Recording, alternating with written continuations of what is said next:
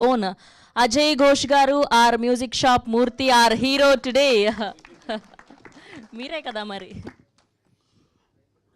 అందరికీ నమస్కారం అబ్బాయి, పాత్రికేయ మిత్రులకి, అట్లానే యూట్యూబ్ ఛానల్స్, ఎలక్ట్రానిక్ మీడియా ఇచ్చేసిన అందరికి కూడా నమస్కారం బాబు. నేను ఒకటే చెబుతున్నా, మనం ఈ మలయాళం సినిమాలని, తమిళ సినిమాలని, మరాఠీ సినిమాలని ఏం కంటెంట్ ఉందరని అసలు బల్లెకొండ సినిమాలు చాలా బాగున్నాయి, ఇట్లాంటివి చూడాలని చూసి ఆస్వాదించి ఇట్లాంటివి వస్తే బాగుండు అనుకుంటారు. అట్లాంటిది ఈ సినిమా.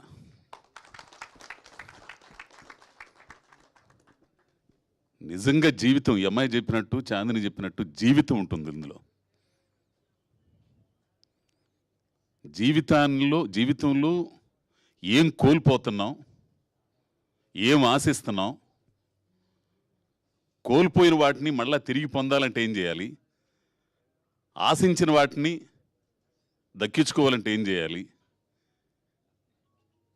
కుటుంబాల మధ్య ఉండే ఘర్షణ, బాణాన్న చెప్పినట్టు తండ్రి కూతుర్ల మధ్య ఉండే ఘర్షణ, ఒక మధ్యతరగతి కుటుంబంలో ఉండే ఘర్షణ, ఇద్దరు ఆడపిల్లలను పెట్టుకొని ఓ చిన్న మ్యూజిక్ షాప్ నడుపుకునే ఓ ముసలోడు వాడి లక్ష్యాన్ని సాధించడానికి వాడు ఎదుర్కొన్న పరిస్థితులు, అనుకూల పరిస్థితులు ఎవడైనా సాధిస్తాడు విజయాన్ని, ప్రతికూల పరిస్థితుల్లో, క్షణం క్షణం ఎదురయ్యే పరిస్థితుల్లో ఇండస్ట్రీలో ఉన్న మనందరికీ బాగా తెలిసేట్లాంటి ఎన్నో కలలు కానీ ఇక్కడికి వస్తుంటాం, ఎన్ని ఇబ్బందులు ఎదురవుతాయో. అన్నోళ్ళందరికీ సీనియర్లు అన్న బాగా అనకు కానీ అసలు ఇవన్నీ ఎందుకు? ద మెగాస్టార్ చిరంజీవి గారు ఈ రోజున ఒక మెగాస్టార్గా ఉన్నాడు. ఆయన జీవితంలో ఎన్ని ఇబ్బందులు, ఎన్ని ఒడిదుడుకులు, ఎన్ని తట్టుకొని పడి లేచి నిలబడితే అక్కడ అంత ఎత్తులో ఉన్నాడు. ప్రతి మనిషి జీవితం ఏదైనా, ఏ ఆశయమైనా సరే, ప్రతికూల పరిస్థితుల్లో విజయం సాధించిన వాళ్ళే గొప్పోళ్ళు అవుతారు.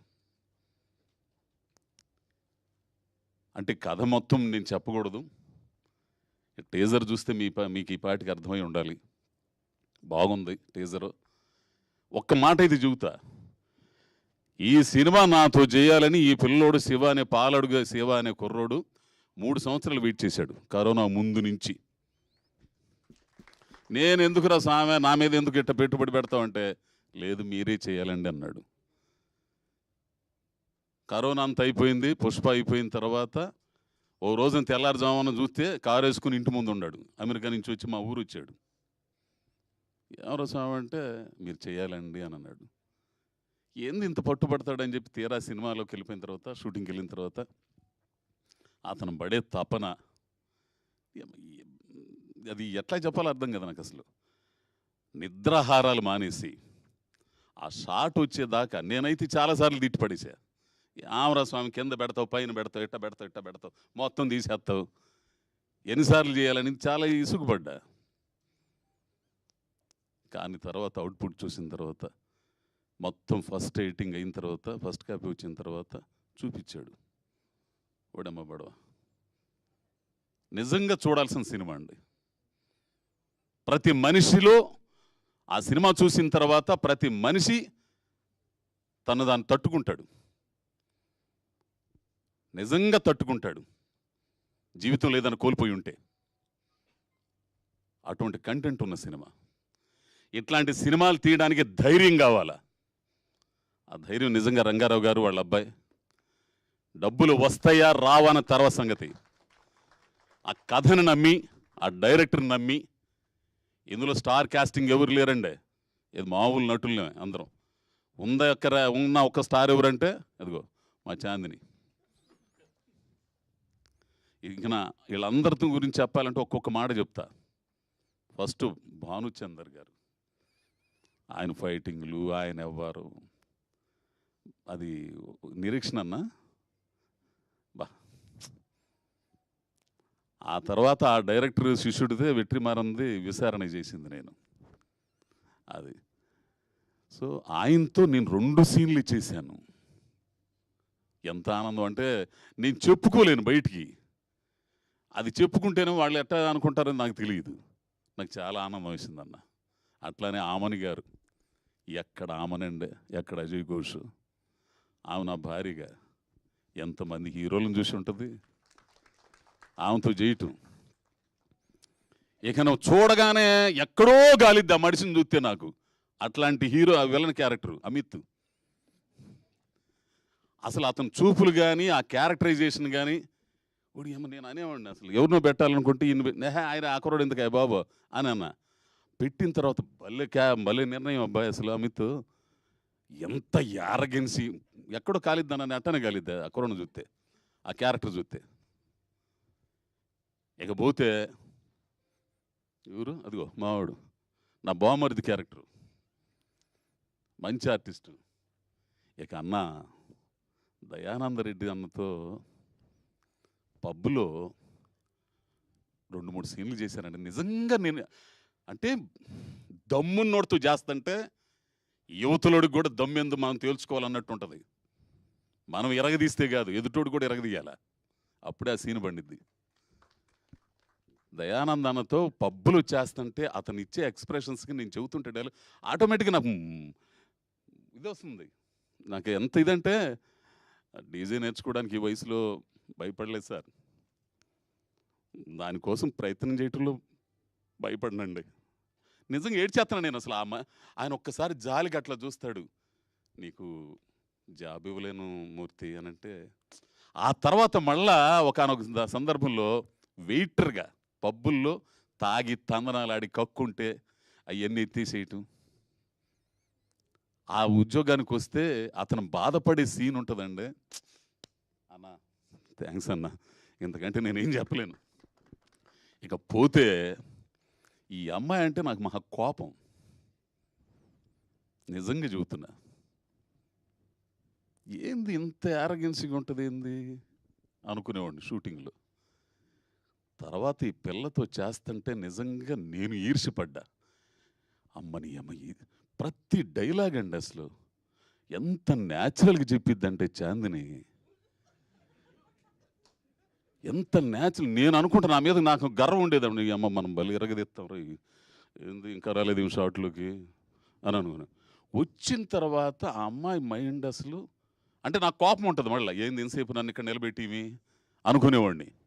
తీరా వచ్చిన తర్వాత ఈ అమ్మాయితో చేస్తుంటే అమ్మ మనల్ని మింగేస్తుంది ఏంద్రా బాబు డైలాగ్లో అనుకుని ఇంకా ఎట్లా చేయాలి.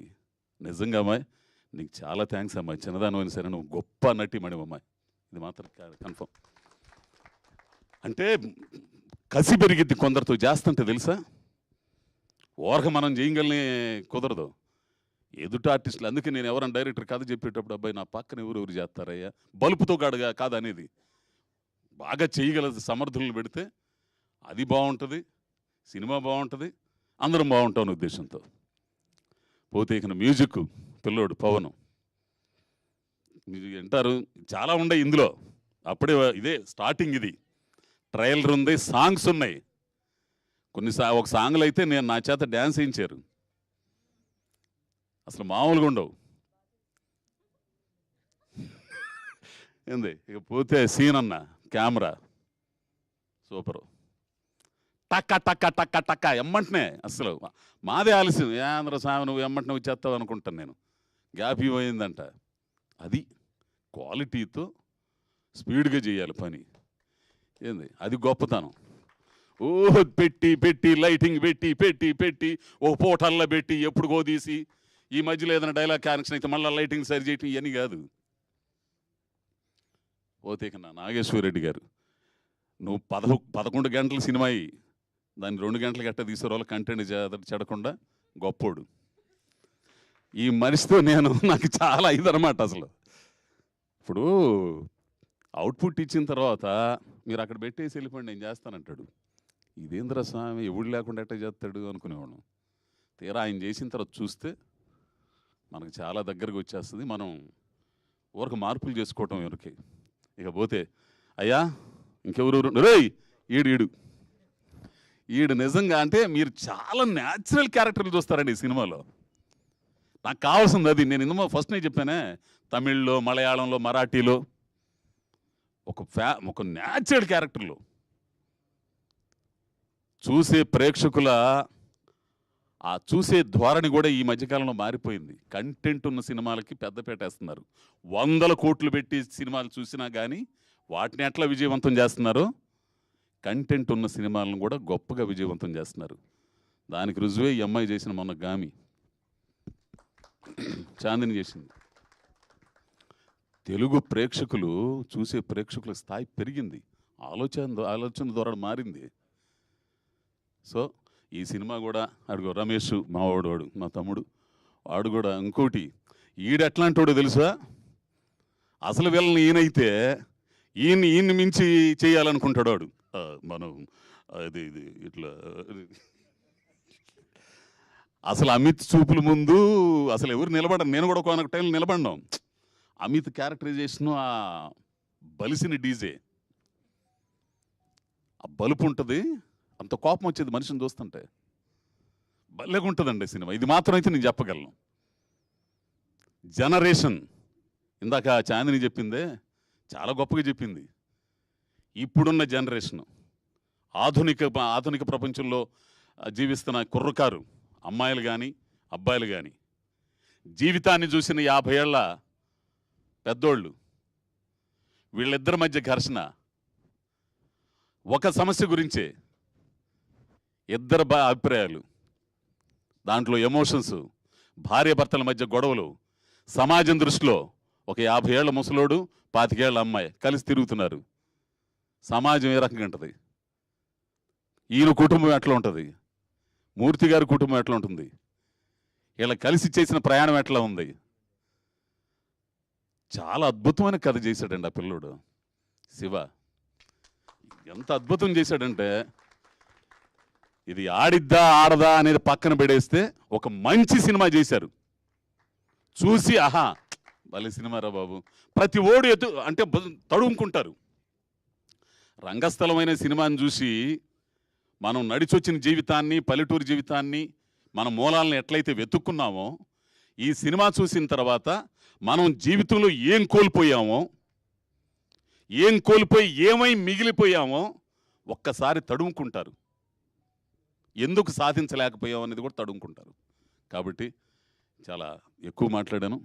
దయచేసి ఇక్కడికి వచ్చిన అందరికి కూడా ధన్యవాదాలు తెలుపుతూ, అయ్యా మీడియా మిత్రులందరికీ కూడా మరీ విజ్ఞప్తి చేస్తున్నాను, ఈ సినిమాని జనం దగ్గర తీసుకెళ్ళవలసిన బాధ్యత మీది. ఇంకా ట్రైలర్లు ఇవన్నీ చాలా ఉన్నాయి. మళ్ళీ చెబుతాను, నేను హీరోను కాదు. ఈ సినిమాలో, ఈ కథలో నేను ఒక ప్రధాన పాత్ర, ఆ అమ్మాయి ఒక ప్రధాన పాత్ర, అంతే. కథ హీరో, కథ అద్భుతమైన కథ. మ్యూజిక్ షాప్ మూర్తి అనే కథ ఒక నవల, అద్భుతమైన నవల. ఆ కథ హీరో. ఆ పాత్రలో, ఆయన అనుకున్న పాత్రలో మేము ఒదిగిపోయాం అనుకుంటున్నాం.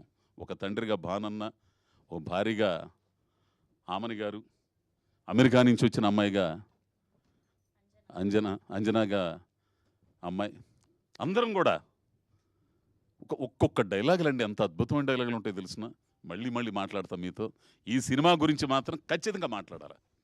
కాబట్టి అందరికి ధన్యవాదాలు తెలుపుతూ, స్వామి అందరికీ థ్యాంక్స్ స్వామి. ముఖ్యంగా మా అజయ్ భూపతి, నన్ను ఎంతగానో ప్రేమించే అజయ్ భూపతి ఈ మ్యూజిక్ షాప్ మూర్తికి వచ్చి టీజర్ లాంచ్ చేసినందుకు చాలా ధన్యవాదాలు చెప్పుకుంటున్నాను స్వామి. Thank you. Thank you Ajay Ghosh గారు, thank you so much. And we have a Q&A with media. Ajay Ghosh గారిని, చాందిని చౌదరి గారిని, అండ్ అలానే డైరెక్టర్ శివ గారిని, ప్రొడ్యూసర్ హర్ష గారిని వేదిక మీదే ఉండవలసిందిగా రిక్వెస్ట్ చేస్తూ, మిగతా వాళ్ళని Q&A ఉంది సెషన్, ఇంకా చాలా